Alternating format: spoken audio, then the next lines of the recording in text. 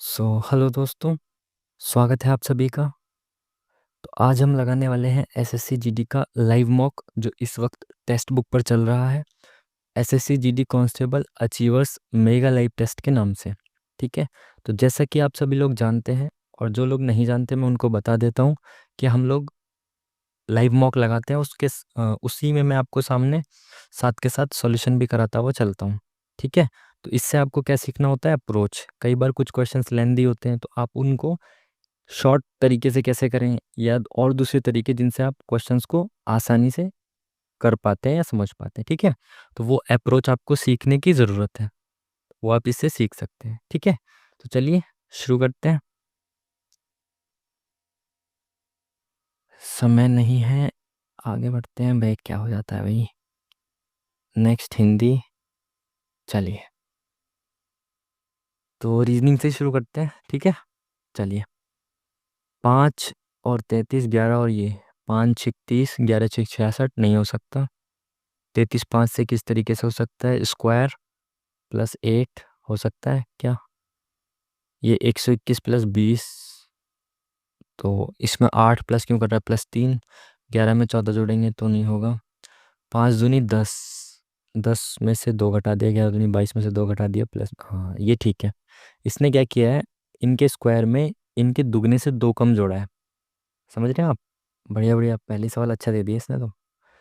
Square plus 5 के दुगने से 2 कम मतलब 8, 33 हो गया।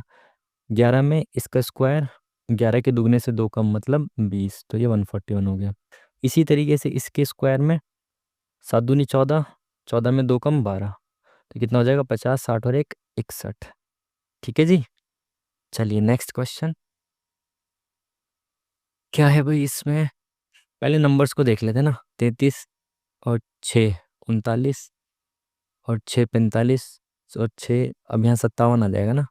ये नहीं हो सकता, ये नहीं हो सकता, तो इन सब में क्या अलग है, तीनों अलग है। तो पहले वाले ही देख लो, SO K, मतलब ये इधर से करना शुरू करो। GHIJK +4, KLMNO +4, OPQRS +4। तो ये 7 जो है, G7 है, ये यहाँ पे किसी अल्फ़ाबेट में +4 करने पे आया होगा, तो यहाँ पे क्या रहा होगा, 3। तो 3 क्या होता है, C। तो option number BZ correct answer. Next question, ये क्या है भाई। 23 32 14, इसमें देखो ये ना बीच में 2 छोटी छोटी संख्याएं हैं। तो लॉजिक पहले ना आप एक बार वन वन ऐसे देखो, एक छोड़ के एक देखो, क्योंकि बीच बीच में देखो यहाँ बड़ी संख्या है, छोटी फिर बड़ी फिर छोटी फिर बड़ी।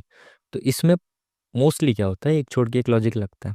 हो सकता है कि सिंपल ऐसे ऐसे लॉजिक हो, प्लस माइनस हो रहा हो कुछ, बट मैं पहले चेक करूंगा ना एक छोड़ के एक, क्योंकि जितने मैंने क्वेश्चंस को प्रैक्टिस किया उसमें मोस्टली यही होता है।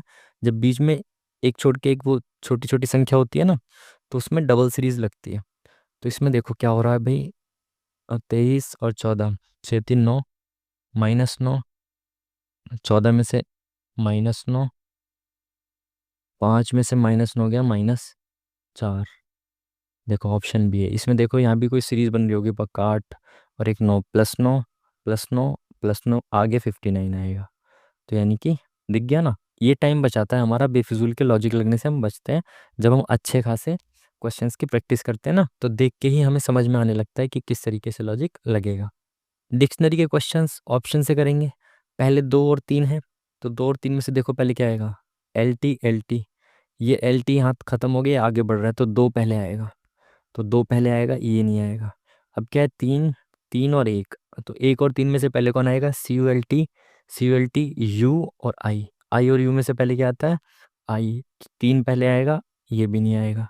फिर एक है 5 और 4 में से पहले कौन आएगा, देख लो, CUM।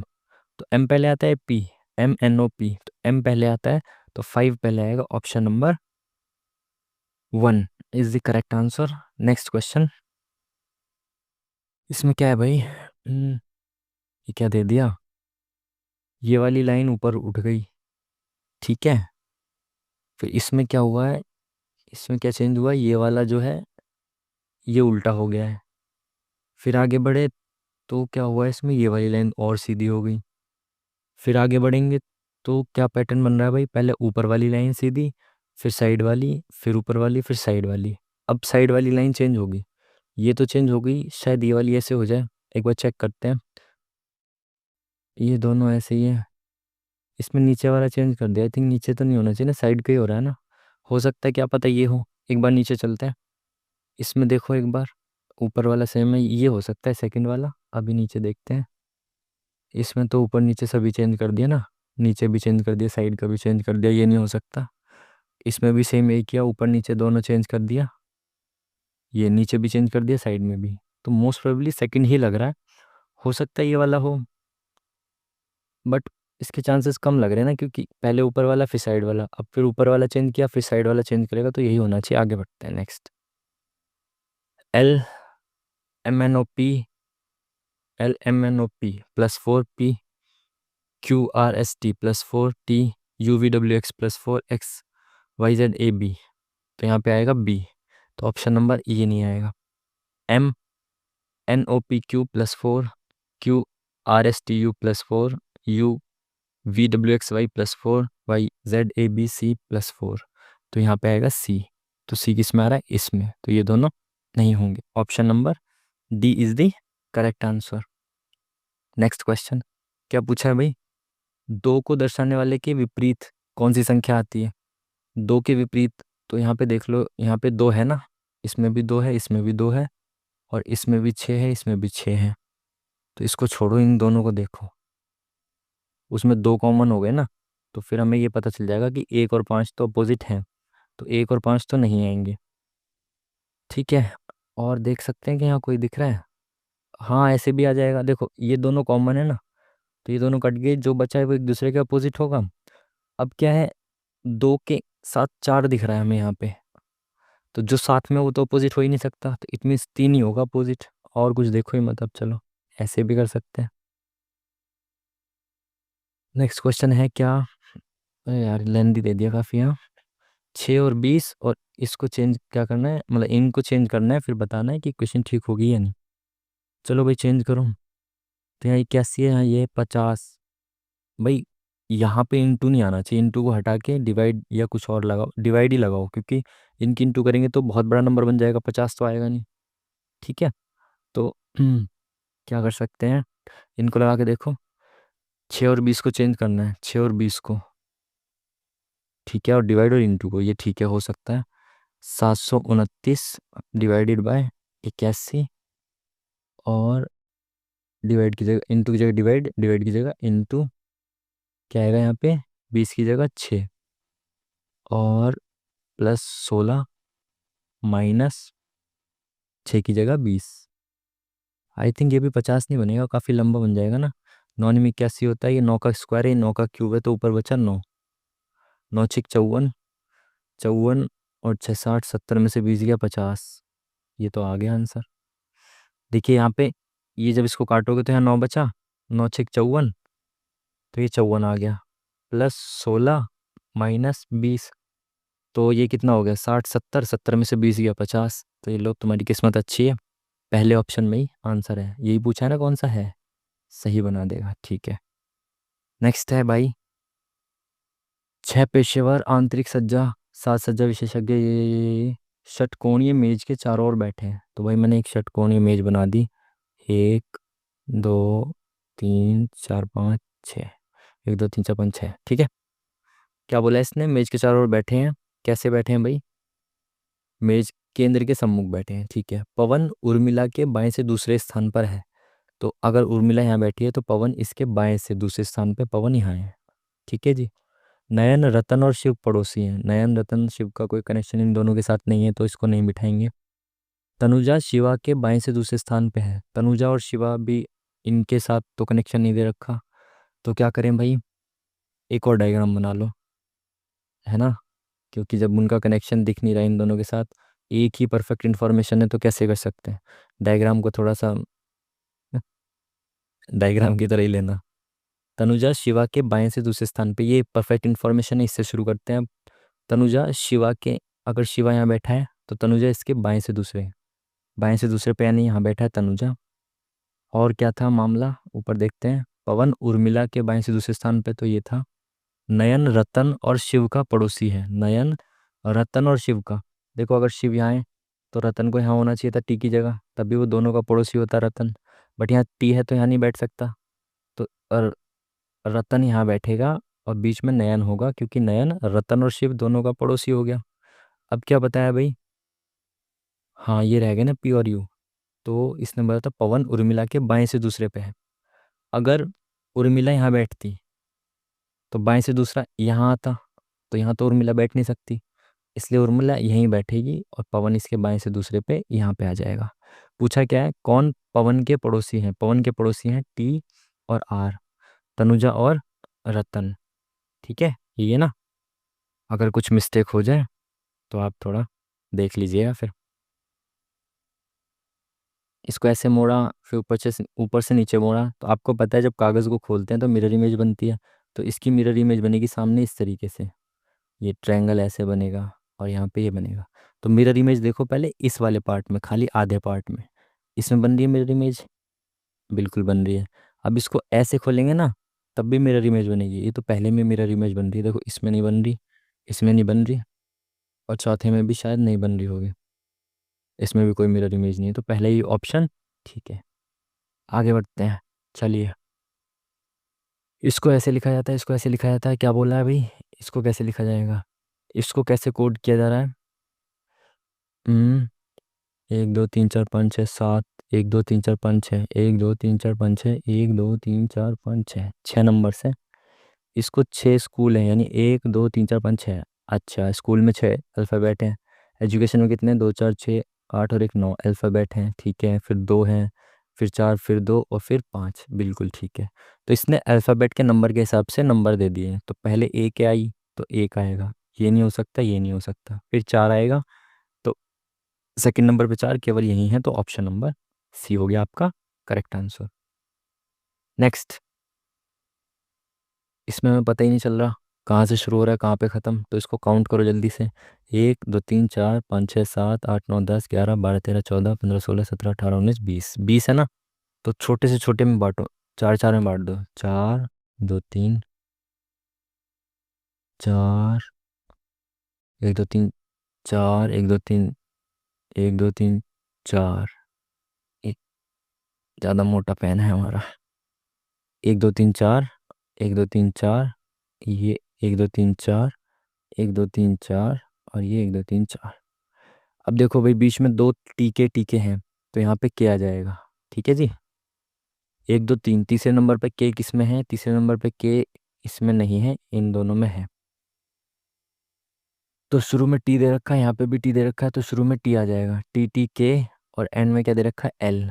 टी टी के एल, टी टी के एल, टी टी के एल ऐसे बनेगा। तो एक बार बना के देख लो ना, शुरू में खाली है टी, टी टी के एल, टी टी के एल, टी टी के एल, टी टी के एल, टी टी के एल, ये आएगा। जहाँ जहाँ पे वो बोलते चले जाओ टी टी के एल, और जो जो खाली था वो लिखते चले जाओ। तो ये क्या बन गया? टी एल के के, टी एल के के, टी एल के के, टी एल के के, T T L, T T L, T L. ये पहला ऑप्शन ठीक हो गया, ठीक है जी। चलिए नेक्स्ट क्वेश्चन की तरफ बढ़ते हैं। 6 छात्र हैं, ये वृत्ताकार मेज के चारों ओर बैठे हैं। 6 छात्र हैं, 1 2 3 4 5 6। डी ई के ठीक दाईं ओर बैठा है, डी जो है वो ई के ठीक दाईं ओर बैठा है। ई एफ के ठीक दाईं ओर बैठा है, ई जो है वो एफ के ठीक दाईं ओर बैठा है, केंद्र की ओर है ना मुख, ठीक है। ए डी और सी का निकटतम पड़ोसी है। ए जो है वो डी और सी का, अगर डी यहाँ बैठा है और सी यहाँ बैठा होता तो ए यहाँ बैठ जाता, बट सी यहाँ नहीं बैठ सकता, तो सी यहाँ बैठेगा और ए यहाँ बैठेगा, तभी ए जो है वो डी और सी का पड़ोसी हो जाएगा। निम्नलिखित में से कौन बी के दाईं ओर से दूसरे हैं? सब बैठ गए, कौन बचा यहाँ पे? बी, बी रह गया ना, तो बी यहाँ बैठेगा। पूछा क्या है? बी के दाईं ओर से दूसरे स्थान पर, बी के दाईं ओर से दूसरे स्थान पे कौन है? ई महाराज, तो ई बैठ गए भाई दूसरे स्थान पर। नेक्स्ट क्या है ये? 1331 क्यूब किसका होता है? 11 का प्लस 15। पहले स्क्वायर सॉल्व करते हैं, 2 दूनी 4, ये इंटू में 4 माइनस 13, तो 15 चौका 60, 70 और 1 71। 71 में से 13 गए, कितने बचे? 8 9 10 11 8 और 58 बचे, सॉरी 6 में से 1 गया 5, तो 58 ये रहा। ठीक है ना, ये क्यूब है। ये 15 इंटू की जगह इंटू, 2 दूनी 4 माइनस 13, 15 चौका 60, 70 एक 71 माइनस 13 58, 60 70 71। ठीक है, तो option number 1 is the correct answer. Next question. यहाँ पे क्या है भाई, आराम आराम से बढ़ रहे हैं ना, तो +1 +2 तो +3 होना चाहिए। है क्या +3? +3 नहीं है, तो फिर कैसे हो सकता है? और एक दो, एक का दुगना फिर दो का दुगना है क्या? दो का दुगना 236 है, ये रहा। एक बार क्रॉस चेक करना पड़ेगा, अगर 236 आ गया तो अब 4 का दुगना 8 जुड़ेगा इसमें तो 244 आ जाएगा। ठीक है, फिर 8 का दुगना 16 जुड़ेगा तो क्या आ जाएगा? 260 आ जाएगा। तो ऑप्शन नंबर ए ही करेक्ट है इस लॉजिक से। ठीक है जी, चलिए नेक्स्ट क्वेश्चन। जुग को ये लिखा जाता है जिस प्रकार इसको ये लिखा जाता है, एपीटी को क्या लिखा जाएगा? JKL +2 USTU, तो इधर से +2 मतलब -2, GHI +2, इसमें भी यही ना, WXY GHI MNOP। ठीक है, ए से +2 करेंगे, BC आ गया। ठीक है, P से -2 यानी कि NOP, N आएगा बीच में तो ये नहीं हो सकता, ये नहीं हो सकता, TUV +2 हो गया ऑप्शन नंबर सेकेंड। ठीक है जी, जल्दी जल्दी से सवाल वो करेंगे तभी तो पेपर विद इन टाइम हो पाएगा आपका। इसने क्या किया है, ये क्या बोल रहा है भाई? उस विकल्प को चेन की जो ये दर्शाता है बिंदीदार रेखा से पारदर्शी कागज को मोड़ने पर कैसा दिखाई देगा। तो ये जो है ना, ये पारदर्शी है, अगर इसको इधर मोड़ देंगे तो क्या हो जाएगा? ये ऐसे मुड़ेगा तो इसकी तरफ को आ जाएगा, ये इधर आएगा, ये वाला कागज इधर तो दिखेगा ना, तो ये लाइन नीचे को दिखेगी, तो कुछ ऐसा दिखेगा, इसको भूल जाओ। तो ये कहाँ है? ऑप्शन नंबर बी में।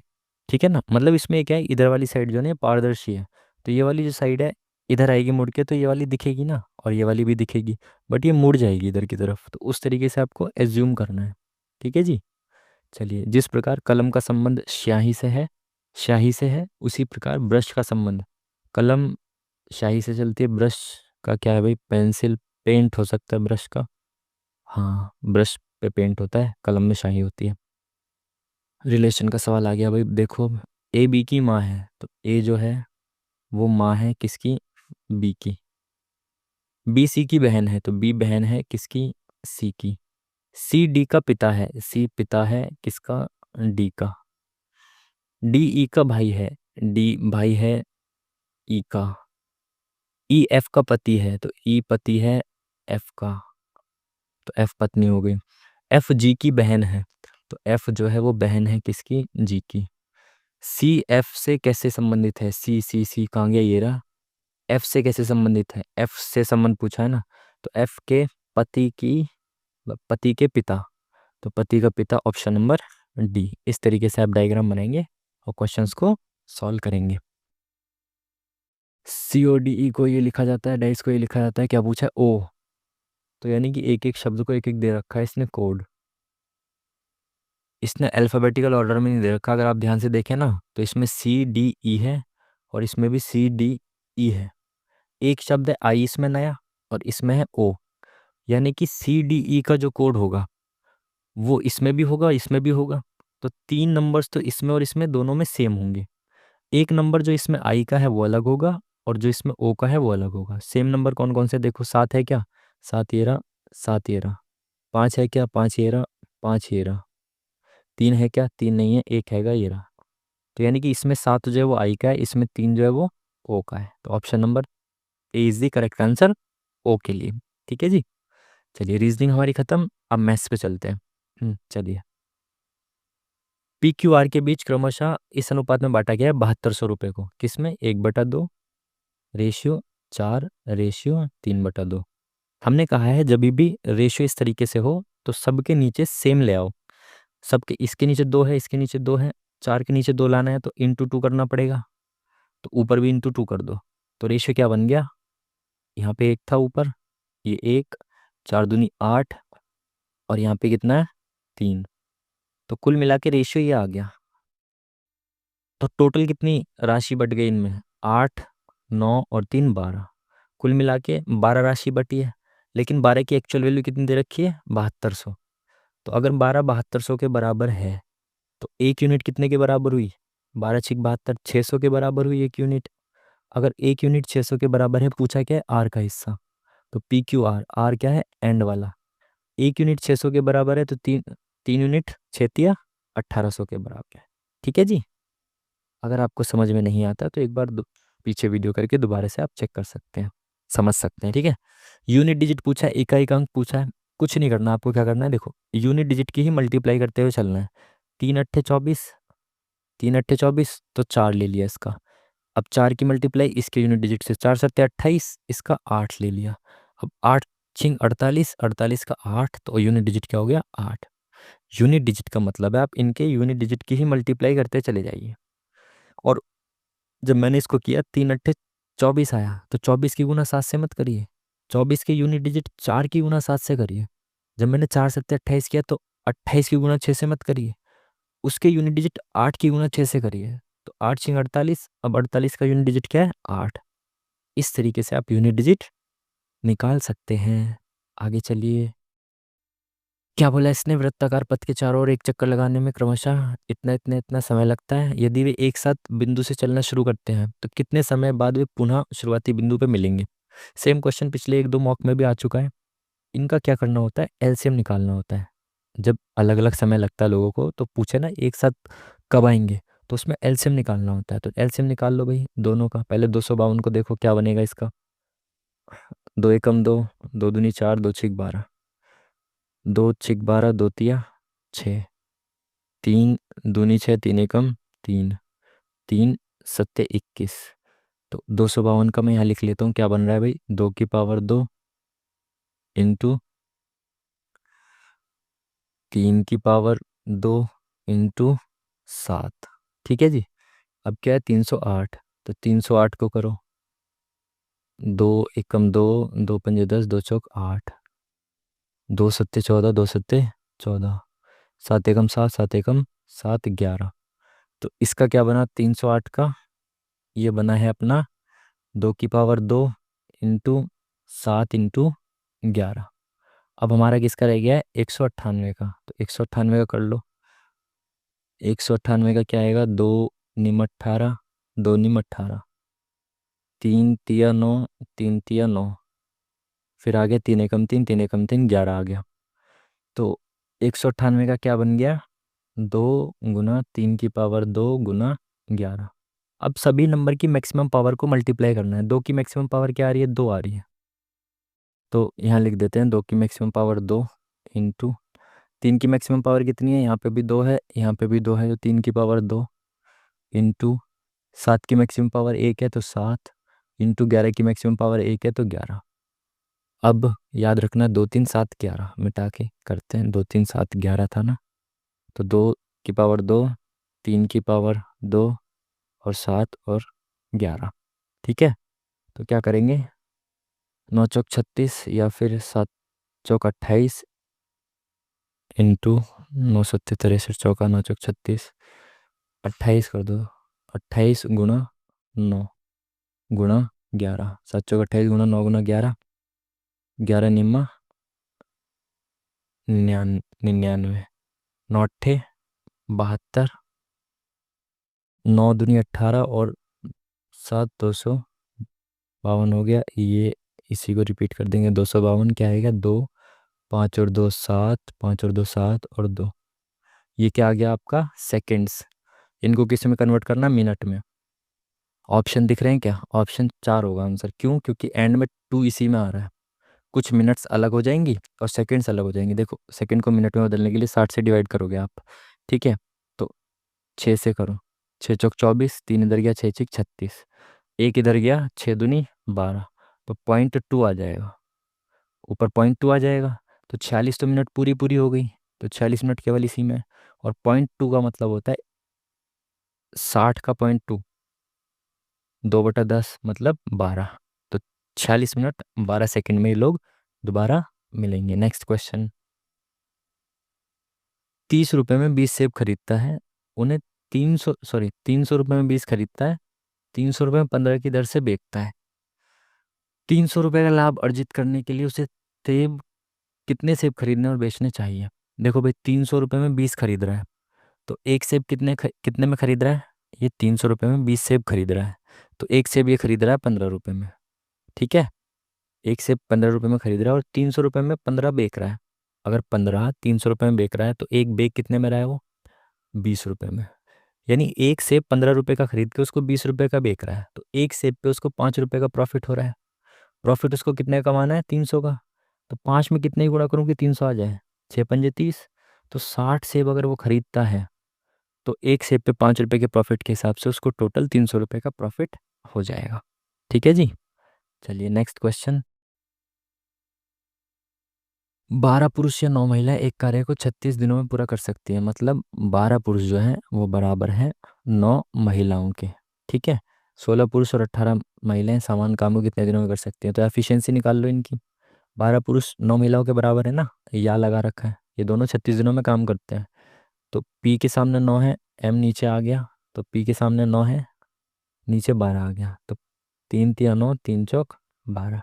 ये आ गई इनकी एफिशिएंसी। ठीक है, पी की एफिशिएंसी 3 है, एम की एफिशिएंसी 4 है, तो 12 पुरुष है। टोटल वर्क निकाल लेते हैं ना अब। टोटल वर्क कितना हो जाएगा भाई? 12 पुरुष है तो 12, एक पुरुष की एफिशिएंसी कितनी है? 3। 12 पुरुष कितने दिन तक काम करते हैं? 36 दिनों में काम कर देते हैं पूरा। एक पुरुष 3 काम करता है, तो 12 पुरुष इतने काम करेंगे और कितने दिन तक काम करेंगे? 36 दिन तक। तो क्या है इसमें अब भाई? 12 3 36, ये पूरा ऐसे ही लिख दो, कोई डायरेक्ट लिखने की जरूरत नहीं है। स्क्वायर 36 गुना 36, ये होगा हमारा टोटल काम। अब करना क्या है? 16 पुरुष, तो 16 पुरुष है, एक पुरुष कितना काम करता है? 3 काम करता है, तो ये हो गए 48। 48 काम ये करेंगे एक दिन में। 18 महिलाएं, एक महिला, एक सेकेंड, 16 3 48 है ना, ये 48 काम करेंगे एक दिन में। 18 महिलाएं हैं, एक महिला एक दिन में कितना काम कर रही है? 4। तो 18 चौका 72 काम एक दिन में ये करेंगी, तो 7 4 11 और 1 12, 120 काम होगा एक दिन में। टोटल काम ये है, तो काट दो इसको। 12 एकम 12, 12 तिया 36। पॉइंट में आ रहा है क्या आंसर? हाँ, फ्रैक्शन में आ रहा है। 2 पंजे 10, 2 एकम 2, 2 अट्ठे 16, तो 18 तिया 54/5 आ रहा है। तो ये कितना हो जाएगा? 5 दाम 50, 10 सही, 4/5। Option number D is the correct answer. Next question. Aamir ने 4 बच्चों के बीच इतने उपहार बांटे, बच्चे का पहला भाग दूसरे बच्चे के भाग का दुगना, तीसरे बच्चे के भाग का तिगुना और चौथे बच्चे के भाग का 4 गुना। पहले बच्चे का भाग दूसरे बच्चे के भाग का दुगना है, तीसरे बच्चे का 3 गुना, चौथे बच्चे का 4 गुना है। पहले और दूसरे का बताना है। देखो ये ना रेलवे में भी बहुत आए थे सवाल, आरपीएफ वगैरह के, जब मैंने मॉक लगाए थे ना, तो ऐसे बहुत सवाल आते हैं। अब इसमें कन्फ्यूज़न रखनी नहीं है। पहले बच्चे का जो भाग है किसी के दुगना के बराबर है और किसी के तिगुना के बराबर है और किसी के चौगुना के बराबर है। तो पहले देख लो, पहले बच्चे का भाग पहले किसी के दुगना, किसी के तिगुना, किसी के 4 गुना, इनको मल्टीप्लाई करके वही मान लो इसका भाग, मतलब 4 तिया 12 दूनी 24। तो पहले बच्चे का भाग मान लो 24। ठीक है, अब दूसरे बच्चे का भाग का दुगना है, ये जो है ना पहले बच्चे का भाग, ये दूसरे बच्चे के भाग का दुगना है, तो दूसरे बच्चे का जब 12 होगा तभी तो ये दूसरे का दुगना होगा। तीसरे का तिगुना है ये पहले बच्चे का भाग, तो तीसरे का तिगुना कब आएगा? जब तीसरे का 8 होगा, तभी तो ये तिगुना होगा। ठीक है, और चौथे बच्चे का 4 गुना है, तो भाई चौथे बच्चे का 6 होगा, तभी तो पहला वाला जो है ये 24 6 का 4 गुना हुआ ना। इस तरीके से करना होता है भाई। अब मुझे पता चल गया पहले बच्चे को इतने मिले, दूसरे को 12, तीसरे को 8, चौथे को 6। पूछा गया इसने पहले और दूसरे बच्चे को प्राप्त कुल उपहार, तो पहले को 24 मिले, दूसरे को 12 मिले, तो कितने हो गए? 36। ठीक है, टोटल उसने उपहार कितने बांटे हैं? 975। बट यहाँ पे बटे कितने हैं? ये 24, ये 12, कितने हो गए? 36, 40, 50 और 2 52। तो 52 की 52 कहाँ से होगा? ये फिर 975 क्यों दे रखा है भाई? 20 30 36, अच्छा ये 4 जोड़ दिया मैंने गलत। ठीक है ठीक है, 36 और 4 40, मैं सही जोड़ रहा हूँ, 12 8 20, 30 और 20 50। हाँ, अब ठीक है, कट नहीं रहा था ना फिर इससे। तो मैंने जो उपहार बांटे हैं वो टोटल 50 बांटे हैं, लेकिन एक्चुअली में कितने बट रहे थे उपहार ये? तो 50 की वैल्यू ये दे रखी है, निकालनी कितने की वैल्यू? 36 की वैल्यू निकालनी है। इसको मिटा के अच्छे से कर देते हैं। 50 की वैल्यू कितनी है? ये, तो एक की वैल्यू इतनी आ गई, निकालनी कितने की थी? 36 की, तो इंटू 36 कर दिया। 5 एकम 5 0, 5 एकम 5, 4 इधर गया, 5 नीम 45, 5 पंजे 25, 5 दूनी 10, नहीं नहीं 2 पंजे 10 कर दो, ये कटेगा नहीं 5 से, अरे यार ये तो कट जाता, खैर छोड़ो, 2 एकम 2, 2 अट्ठे 16, अब 5 से इसको काट दो, 5 एकम 5, 5 तिया 15, 5 नीम 45, तो 39 × 18 करना है आपको। तो मैं कैसे करता हूँ देखो, 18 चौक 72, 720 में से 18 घटा दो डायरेक्ट, 702 आ गया आंसर। आप कैलकुलेशन को कैसे करिए, 18 की गुना मुझे 40 बार करनी है, 39 बार करनी है, मैंने 40 बार कर दी, मुझे पता है मैंने एक बार एक्स्ट्रा कर दी तो उसको घटा दिया। 18 चौक 72, 18 की गुना 40 से करना आसान है ना 39 की बजाय, तो इसलिए मैंने 18 × 4 कर दिया डायरेक्ट, तो ये 720 आ गया, 40 से गुना कर दी, और मुझे पता है मैंने 18 की एक बार ज़्यादा कर दिया, तो -18 कर दिया, तो 702 आ गया सीधा।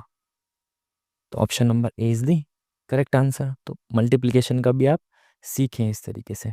आज हम थोड़ा टेस्ट को ना जल्दी जल्दी से कर रहे हैं, टाइम का थोड़ा अभाव है, तो इस वजह से चलिए।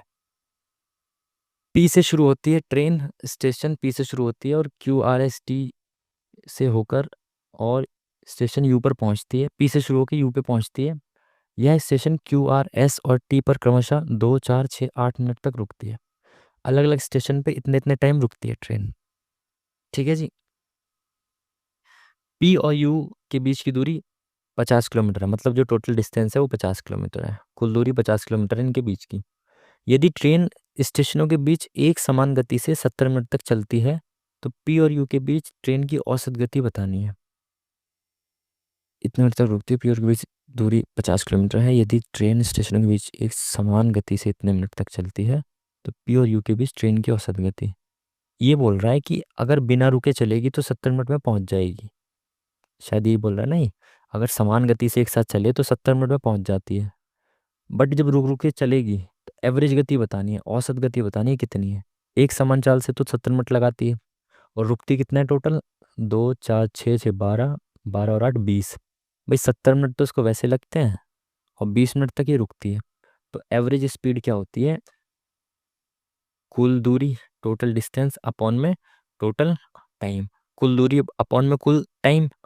अब कुल दूरी कितनी है, कुल समय कितना लग रहा है, 90 मिनट, मतलब 1.5 घंटा।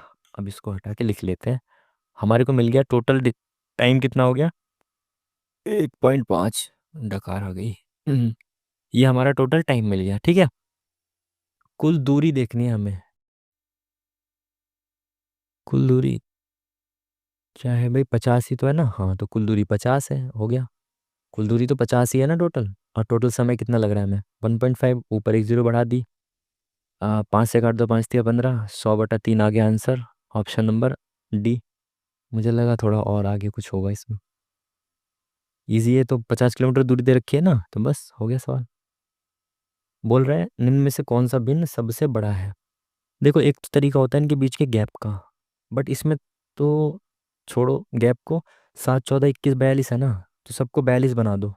7 को 42 बनाने के लिए क्या करना पड़ेगा, इंटू 6, 7 6 42, नीचे 6 से इंटू करोगे तो ऊपर भी 6 से करनी पड़ेगी, तो 5 6 30, 14 तिया 42, नीचे इंटू 3 करना है तो ऊपर भी 9 तिया 27, 21 दूनी 42, तो ऊपर भी 2 से गुना करनी पड़ेगी, तो 16 दूनी 32, और ये क्या है 29। 42 में से ये है, तो सबसे बड़ा हिस्सा कौन है 42 में से, 32 है ना, तो थर्ड वाली ऑप्शन जो है वो, थर्ड वाली जो भिन्न है वो सबसे बड़ी हो गई, ऑप्शन नंबर सेकंड। ठीक है, इस तरीके से भी आप कर सकते हो सवालों को आसानी से। ऑसॉन है, खोखले, खोखले बेलन के ऊपर एक खोखले अर्धगोलाकार के आकार में एक पात्र है, मतलब एक बेलन है, उसके ऊपर एक अर्धगोलाकार पात्र है, अर्धगोले का व्यास 28 है, तो आर कितनी हो गई भाई, 14। पात्र की कुल ऊंचाई, अब ये ध्यान रखनी है भाई, इसमें यही डब्बा गोल कर देता है कि इसकी टोटल ऊंचाई कितनी है, 26। पूछा क्या है, वक्र पृष्ठ क्षेत्रफल, देखो बेलन की ऊंचाई कितनी हो जाएगी, ये इसकी आर हटानी पड़ेगी इसमें से, ये जो यहाँ से यहाँ तक इसकी आर है ना अर्धगोले की, ये आर कितनी है, 14, तो टोटल ये ऊपर से नीचे तक 26 है, आर 14 है, तो बेलन की ऊंचाई कितनी हो गई, एच कितनी हो गई टोटल, 26 में से 14 गया तो 12। आप समझ पा रहे हैं ना, पात्र की कुल ऊंचाई है 26, लेकिन ये ऊपर जो अर्धगोला है इसकी अगर आर को देखें तो आर तो 14 है, अगर मैं अर्धगोले की आर हटा दूं तो मुझे बेलन की ऊंचाई मिल जाएगी। तो बेलन की ऊंचाई कितनी आ गई? 12। इस चित्र को हटाते हैं, ये लिखते हैं भाई इसकी आर है 14 और बेलन की एच है 12। वक्र पृष्ठीय क्षेत्रफल बताना है तो भाई दोनों का जुड़ेगा, है ना, इसका भी बेलन का भी और इसके ऊपर जो अर्धगोला है उसका भी। तो अर्धगोले का क्या होता है? 2 पाई r² प्लस बेलन का क्या होता है? 2 पाई r h। इसमें से 2 पाई r कॉमन ले लो, तो 2 × पाई इंटू आर कितनी है हमारी? 14। अंदर क्या बचा? यहाँ पे एक आर बचा, नहीं नहीं, 2 पाई r बाहर आ गया ना, तो यहाँ पे हाँ यहाँ पे एक आर बचा और यहाँ पे एच बचा। तो 7 दूनी 14 ये हो गया। तो ये कितना आ गया? 22×4 = 88 गुणा में आर और एच कितना आ गया? 26। तो 26 की 28 से मल्टीप्लाई 88 से मल्टीप्लाई करो भाई, मल्टीप्लाई करनी पड़ेगी। 8×6 = 48, 8 दूनी 16 4 20, 208 यहाँ लिख देंगे वापस, 208 ऐसे करके।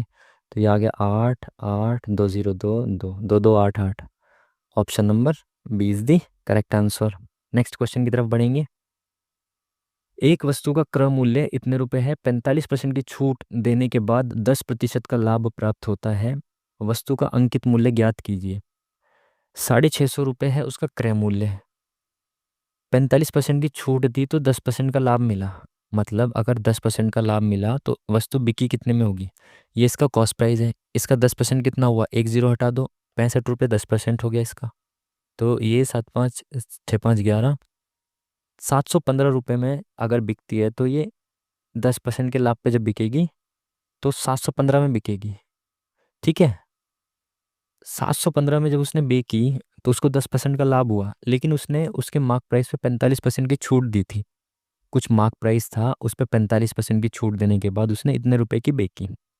तो भाई 45% की छूट दे दी उसने, तो उसने उस मार्क प्राइस की 55% की वैल्यू पे बेचा होगा ना। मार्क प्राइस 100% था, उस 100% मार्क प्राइस में से उसने 45% की छूट दे दी, तो उसके 55% पे ही तो उसको बेचा होगा। तो इस 55% की वैल्यू क्या है? 715 है। उस मार्क प्राइस की वैल्यू तो बतानी है अंकित मूल्य की, तो 100% की वैल्यू बतानी है। तो भाई 1% की वैल्यू ये हो गई, 100 की इंटू 100 कर देंगे। अब देखो क्या है, 11 से नहीं, 11 से बिगड़ जाएगा। हाँ, 11×5 = 55, 11×6 = 66 और 11×5 = 55। ये 5 से काटो, 5 × 1 = 5, 5×3 = 15, 1300 आ गया। समझ पा रहे हो ना आप बात को? अगर नहीं समझ पा रहे तो वीडियो को दोबारा से पीछे करके देख लेना। Next question. 40 रुपये प्रति किलो के 42 किलोग्राम चावल को 60 रुपये प्रति किलो के 58 किलो चावल के साथ मिलाया गया। 20% लाभ प्राप्त करने के लिए मिश्रण की दर किस दर पे बेचना है?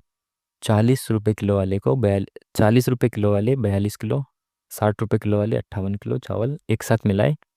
एलिगेशन लगा दो, एलिगेशन से हो जाएगा। तो 2 दूनी 4, 2 एकम 2, 21 29 का रेशियो आएगा। तो भाई 20 को 21 29 में बांटोगे तो थोड़ा सा लेंदी हो जाएगा।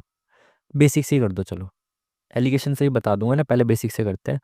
40 रुपये 1 किलो का भाव था, उसने 42 किलो चावल लिए, तो 42 किलो चावल लिए कितने के भाव से?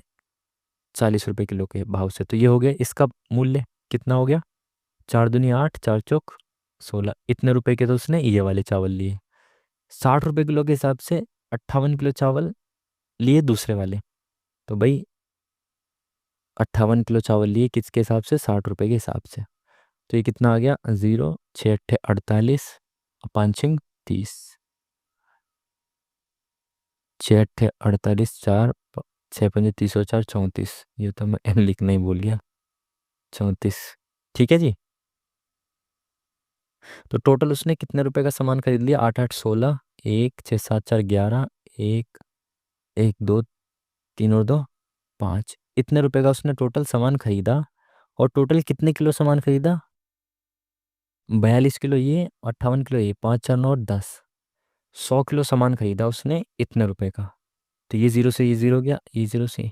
तो 1 किलो सामान उसने खरीदा था कितने का? एवरेज इतने रुपए प्रति किलो का पड़ा उसको, दोनों मिक्स मिला के उसने खरीदा ना 100 किलो, उसमें ये था कुल मिला के इतने रुपए का पड़ा। 100 किलो जो सामान था वो इतने रुपए का पड़ा, तो 1 किलो जो एवरेज है वो हमें इतने रुपए का पड़ा। ठीक है, पूछा क्या है, इसको 20% के प्रॉफिट पे बेचना है आपको। तो यानी ये तो हमारा 100% आ गया, इसके 20% प्रॉफिट पे बेचना है, यानी इसके 120% पे बेचना है। तो कितने बेचना है, 20 पंजे 20 120, 5 से काट दो इसको, 5 एकम 5, 0, 5 से क्यों काटो, पहले मल्टीप्लाई कर दो ना, ज़्यादा हो जाएगा नहीं तो ये। 6 6 36 साइड में करूँ, देखो इधर, 6 6 36, 3 6 एकम 6 और 3 9, 6 पंजे 30। अब इसे 5 से काटो, तो 5 6 30, 5 एकम 5, 5 निम 45, 61.9 समथिंग आएगा, 61.9 ये रहा। Option number 1 is the correct answer.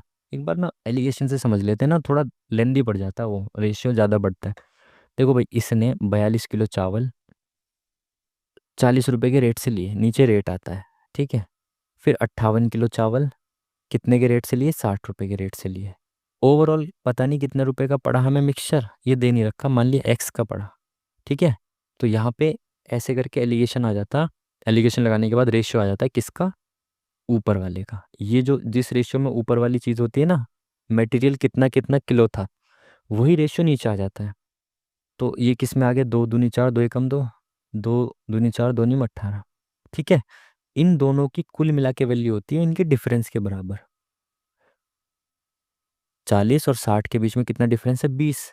तो इन दोनों रेशियो की वैल्यू जो होती है वो कुल मिला के 20 के बराबर होगी। तो ये टोटल कितने हो गए, 30 और 50। तो 50 रेशियो की वैल्यू जो है वो 20 के बराबर है। तो एक रेशियो, इसकी 21 रेशियो की वैल्यू निकालेंगे तो कितना आ जाएगा, 50 रेशियो की वैल्यू किसके बराबर है, 20 के बराबर है। तो 21 रेशियो की वैल्यू निकालनी है, 21 रेशियो की 50 में से 20 का, ठीक है। तो ये इससे ख़त्म, 5 चौक 20, 5 दूनी 10, 4 दूनी 8, 8.4 आ गया ये, ठीक है। इस 20 में से 8.4 ये आ गया, तो अब इसको सीधा घटा ही दो ना 20 में से, हमें पता है इन दोनों को जोड़ के 20 आता है। तो 8.4 तो ये है, बचा हुआ ये होगा, तो कितना बचा, 11.6, ठीक है। इस तरीके से आप निकाल सकते हैं। अब आपको पता है एलिगेशन जो लगता है वो बड़े में से छोटे को घटाता है, फिर इसमें से इसको घटाता है। तो यहाँ पे कौन सी संख्या आएगी जिसमें से मैं 40 को घटाऊं और ये आ जाए, तो वो होगी 51.6। 51.6 में से इसको घटाऊंगा तो ये आएगा 11.6, और 60 में से इसको घटाऊंगा तो 8.4 आएगा, ठीक है। तो 51.6 जो है मेरी ओवरऑल आ जाएगी कि भाई एवरेज जो था 1 किलो मेरे को 51.6 रुपये का पड़ा। थोड़ा सा एलिगेशन को समझना पड़ता है ना। आगे बढ़ते हैं, चलिए। ए से बी तक 40 की स्पीड से जाता है, वहाँ से 60 किलोमीटर की गति से वापस लौटता है, मतलब सेम डिस्टेंस है, एक बार ऐसे जा रहा है एक बार वैसे आ रहा है, स्पीड दोनों की अलग अलग है। तो एवरेज स्पीड बतानी है, तो इजी हो गया, एवरेज स्पीड बराबर होती है 2 × AB अपॉन में A + B, ठीक है। ए और बी जो होती है अलग अलग, इसकी स्पीड होती है, 2 × A क्या है 40, और दूसरी स्पीड क्या है 60। नीचे A + B क्या हो गया, 40 और 60, 100। तो 1 0 से 1 0 1 0 ये खत्म, ये कितना हो गया, 6 चौक 24, 24 दूनी 48, ऑप्शन नंबर ए। याद रखिएगा एवरेज स्पीड का फॉर्मूला। 10 और 30 का तृतीय अनुपाती, देखिए तृतीय अनुपाती का सीधा फॉर्मूला होता है B² बराबर AC, जिसमें ए ये होता है, बी ये होता है, सी जो होता है एंड वाला होता है, जिसको हमें निकालना है। तो B² मतलब 900 बराबर A10 × C, ये 10 इधर आ गया तो यहाँ से कट गया, तो सी आ गया, तृतीय अनुपाती आ गया 90। तो एक तो 90 आ गया, बाकी ना बहुत इजी तरीका है कि ये भी होता है, आपको पता है 10 30 और सी का निकालना है, इसको रेशियो में कन्वर्ट करना है, तो इसको 2 बार लिख दो, एक बार इधर एक बार इधर। 10/30 बराबर, इसके साथ भी बांटना है इसको, तो 30/C। इस तरीके से बेसिक तरीके से भी आप कर सकते हैं, अगर फॉर्मूला याद ना रहे तो। फिर ये इधर आ जाएगा तो 900 बन जाएगा, सी इधर चला जाएगा, 10 इधर आ जाएगा तो 90 आ जाएगा, ठीक है। Option number C is the correct answer. चलिए नेक्स्ट, PQR एक त्रिभुज, PQR की भुजा, त्रिभुज PQR की भुजा QR। पहले त्रिभुज बना लेते हैं, ठीक है जी, PQR, ठीक है। QR को एक बिंदु S तक बढ़ाया गया है, QR को एक बिंदु S तक बढ़ाया गया है, तथा भुजा PR पर लंब एक किरण RT इस प्रकार खींची जाती है। PR पर, PR ये है, इस पर एक भुजा लंब RT, RT लंब ऐसे हो जाएगा, तो ये हो गया 90 डिग्री। लंब इस प्रकार खींची जाती है कि TRS, RT है ये, TRS एक न्यून कोण है, TRS एक न्यून कोण है, ठीक है। PQR का रेशियो 3:1 है, PQR, तो 3:2 की रेशियो है। भाई ट्रायंगल के अंदर का पूछा गया, पहले वो देख लो, TRS ये पूछा है। ट्रायंगल के अंदर का जो सभी एंगल्स का योग होता है 180। यहाँ पे कितना दे रखा है, 3, 2, 5 और एक 6, तो 6 की वैल्यू 180 है, तो एक की वैल्यू कितनी हो गई, 30। तो ये सारे एंगल आ गए, ये 30, ये 60, ये 90 आ गया। अब क्या है, ये 90 का ऑलरेडी दे रखा है, ये 30 का दे रखा है, ये पूछ रहा है। इजी है, एक लाइन पे टोटल कितने होता है ये सारे कोणों का योग, 180। ये 30 है, ये 90, 9 3 12, तो ये कितना आ गया, 60। Option number D is the correct answer. Next, ये क्या दे दिया, अरे क्या बवाल दे दिया भाई, ये 0.92 ये तो काफ़ी हैवी हो जाएगा। ऑप्शन देखो क्या है, दूर दूर है ना, तो आप क्या करो भाई, ये 0.92 है, ये 96 है, अप्रोक्स मान लो इसको, अप्रोक्स मान लो 28 × 4, 3.96 हो गया भाई, ये आपका 4 × 5 माइनस 2 को 18 से भाग करिए, 9 आ गया डायरेक्ट, 9 + 1, 28 चौक कितना हो गया, 4 दूनी 8, 8 चौक 32, ये हो गया आपका 8 और 3 11, 112 हो गया ये, ठीक है। प्लस 4 पंजे 20, माइनस का 9 और प्लस का 1 हो गया माइनस का 8, ठीक है।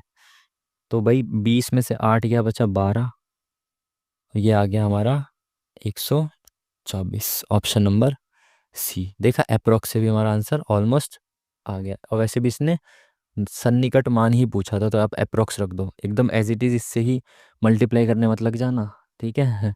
मैं भी देख के डर गया, मैं इतना लंबा कैलकुलेशन कैसे होगा भाई। 2900 रुपये पर एक वर्ष के लिए 10% प्रतिवर्ष प्रतिवार्षिक और अर्धवार्षिक रूप से संयोजित चक्रवृद्धि ब्याज के बीच अंतर बताना है। अच्छा, एक वर्ष के लिए पहले तो वार्षिक रूप से निकालना है, फिर अर्धवार्षिक रूप से। अर्धवार्षिक रूप से 2 स्लॉट निकालने हैं 6 6 महीने के, और रेट आधी हो जाएगी। देखो एक वर्ष में तो 10% मिलेगा, ठीक है जी, ठीक है।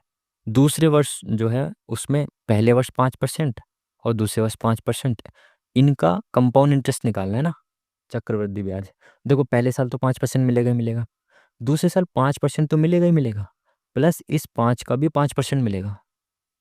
कंपाउंड इंटरेस्ट ये तो होता है, पहले साल 5%, दूसरे साल 5% तो मिलेगा ही मिलेगा, प्लस पहले वाले का 5% भी मिलेगा। तो 5 का 5% कितना होगा, 5 पंजे 25, 0.25 और एक्स्ट्रा मिलेगा, तो 5 10 और 0.25, मतलब जो अर्धवार्षिक रूप से होगा उसमें मिलेगा 10.25%। इनके डिफरेंस ही तो बताना है भाई, वार्षिक रूप से तो 10% मिलेगा, अर्धवार्षिक रूप से 10.25 मिलेगा, डिफरेंस कितने का है, 0.25% का। तो 0.25% की वैल्यू बतानी है।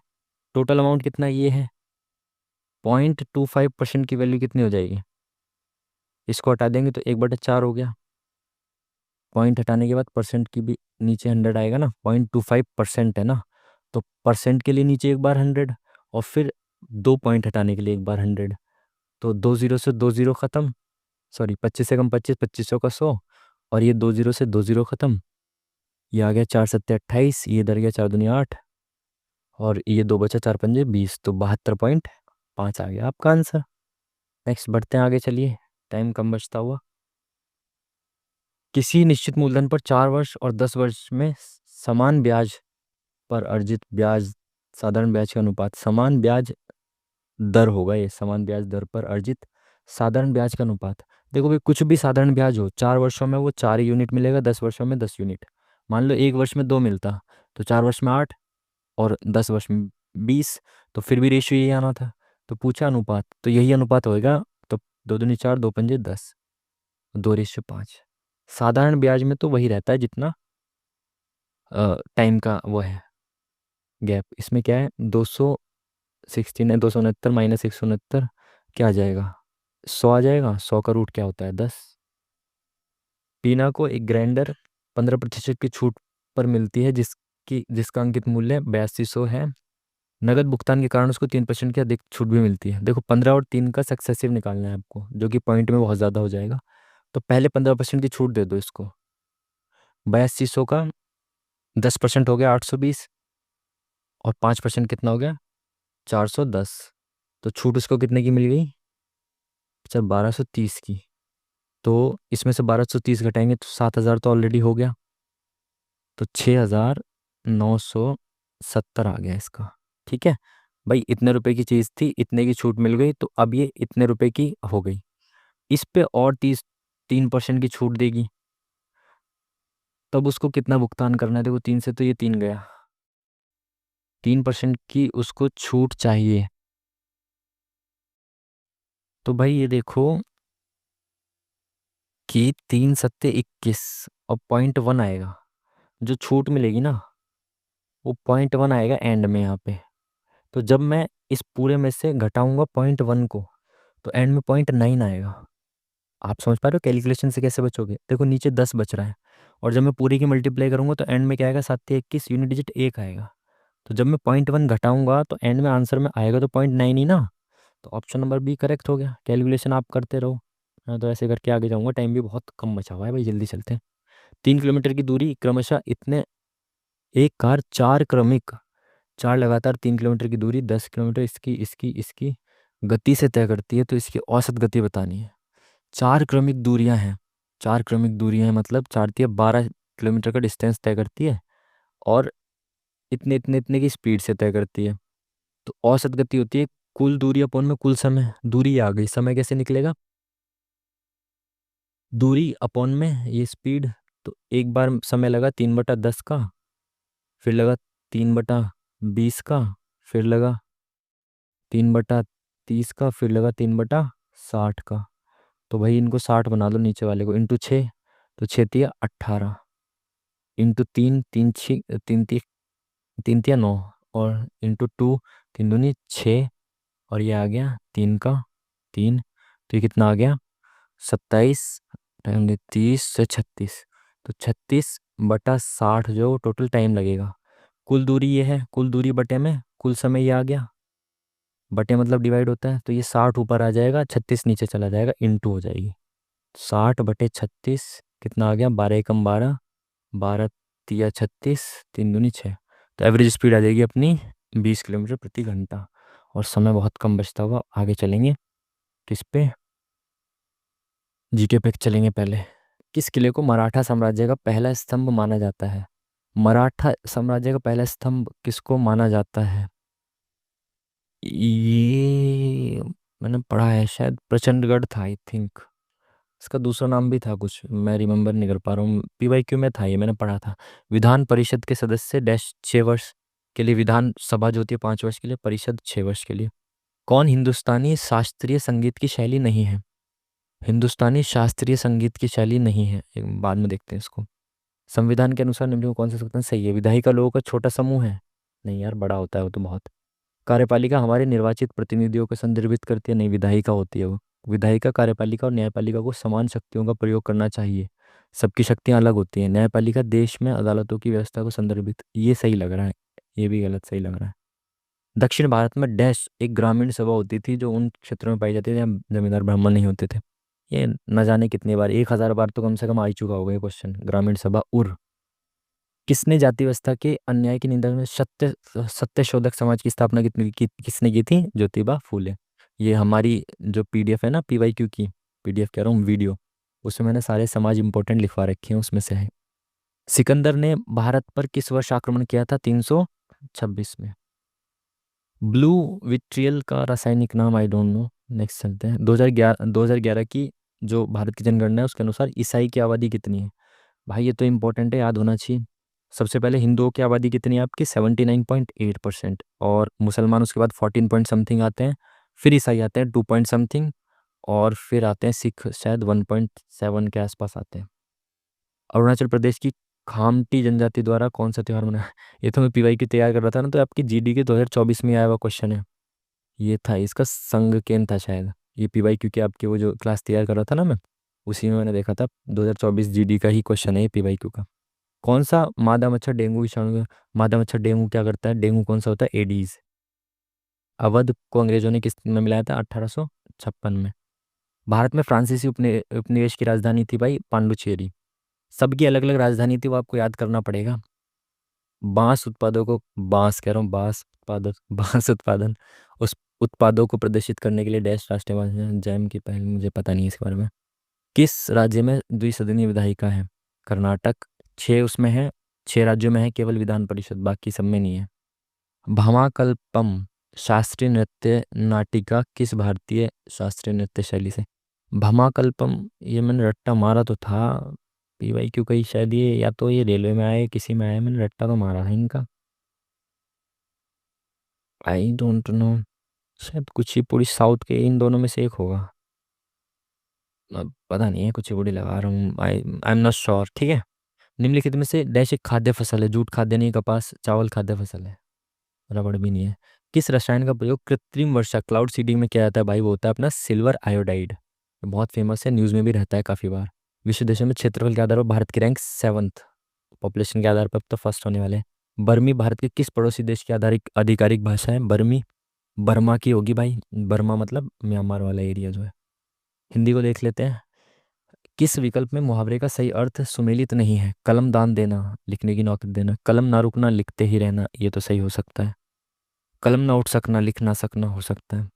कलम कसाई कलम को तोड़ने वाला, कलम दान देना लिखने की नौकरी देना, कलम कसाई कलम को तोड़ने वाला। इन दोनों में से क्या ये कसाई शायद, आई डोंट नो। आगे बढ़ते हैं। युग का निर्माण करने वाला कौन कहलाता है, युग निर्माता, सृष्टिकर्ता, निर्माण कर्मी, ठीक है। प्रश्न में 4 4 वाक्य दिए हैं, एक वाक्य सही है। दंड पाने योग्य है, वह दंड पाने योग्य है, वह दंड लेने योग्य है, वह दंड के योग्य है, वह दंड देने योग्य है।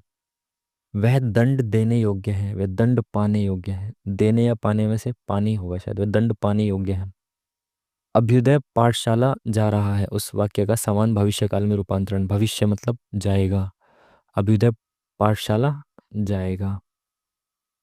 थिएटर में एक अभिनेता, अभिनेता होता है ना, अभिनेता, ये अभिनेता लिखा है। आज इस साल का पहला तूफान आया।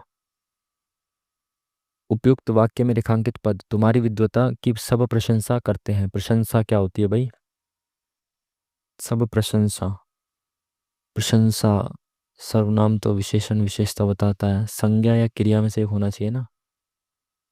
सब विद्वता की संज्ञा लगाए, आई मतलब आई एम नॉट श्योर, देखते हैं आगे क्या होता है। शायद विद्युत आज घर आ जाए, तो क्या बताना है, भविष्यकाल, शायद विद्युत आज घर आ जाए, आ जाएगा, आएगा, घर आएगा।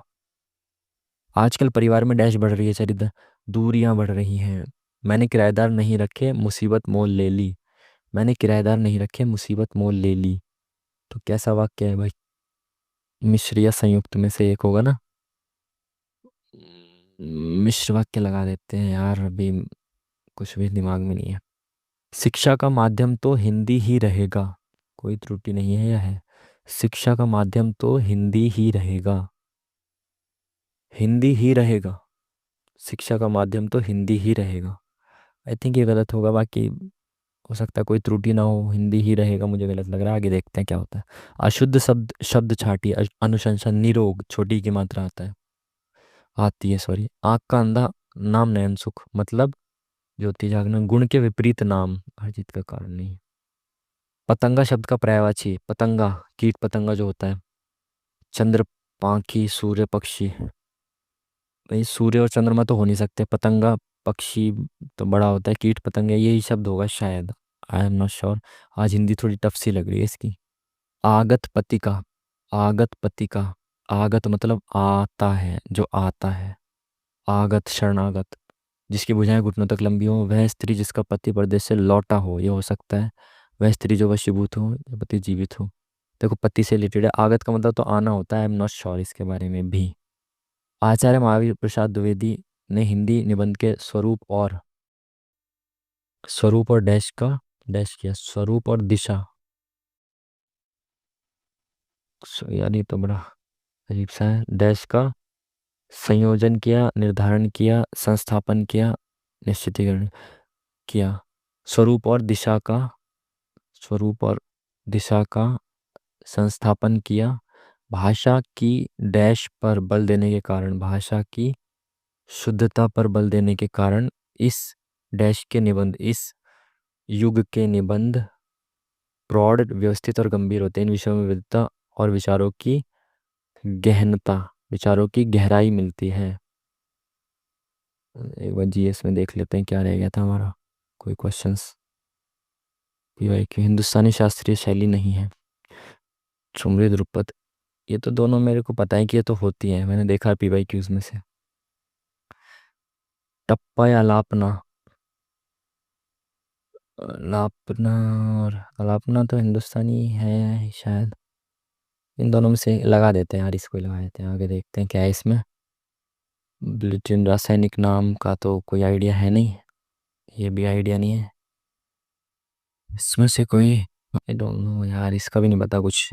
लेट्स सी, हिंदी का तो हो गया सारा।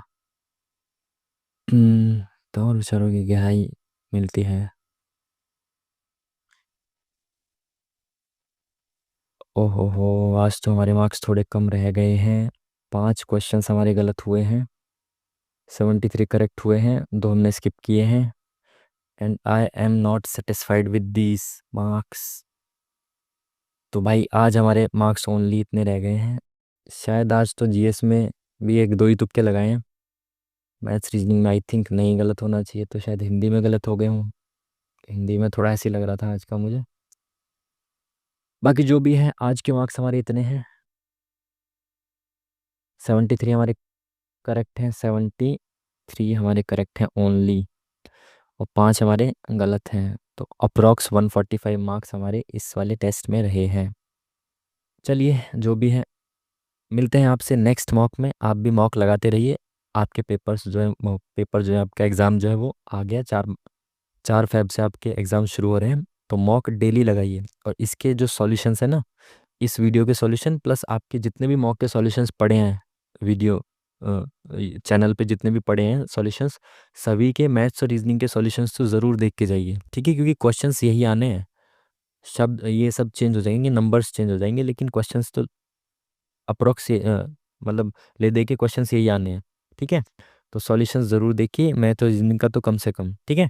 बाकी मॉक लगाते रहिए, प्रैक्टिस करते रहिए, ठीक है जी। चलिए, आपने वीडियो को देखा लास्ट तक, थैंक यू वेरी मच, और मिलते हैं आपसे नेक्स्ट वीडियो में। तब तक के लिए नमस्कार।